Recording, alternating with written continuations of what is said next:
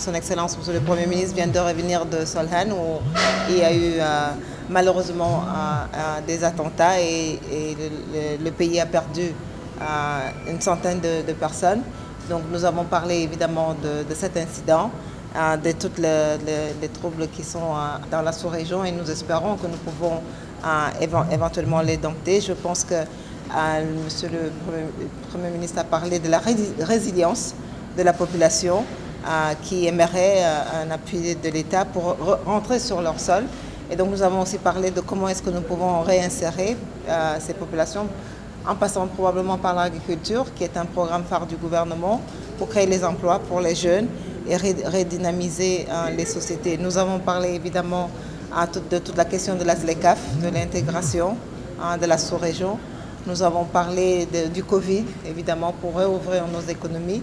Il faut nécessairement essayer de voir si nous pouvons venir vers la fin de ce Covid, mais ça passe par les vaccinations, évidemment. Donc, arriver à vacciner 60% de la population.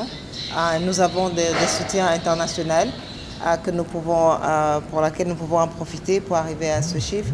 Nous avons aussi évidemment parlé de la performance, nous pensons très forte du Burkina Faso, qui n'a pas eu un choc économique assez aigu comme beaucoup d'autres pays, qui a su gérer même les questions de la dette assez bien, mais en disant il y a un avenir et il faudrait qu'on regarde un peu comment relancer l'économie avec la transformation du secteur minier, nous assurer qu'il y a une mobilisation des ressources domestiques davantage, en particulier en travaillant peut-être avec le secteur minier pour aussi une transformation de l'économie.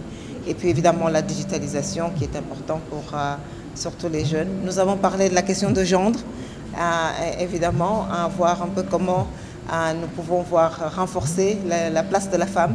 La ZLECAf, évidemment, beaucoup de commerce transfrontalier, surtout en Afrique de l'Ouest, est fait par les femmes, comme vous le savez si bien au Burkina, avec toute l'artisanat et tout qui est vendu.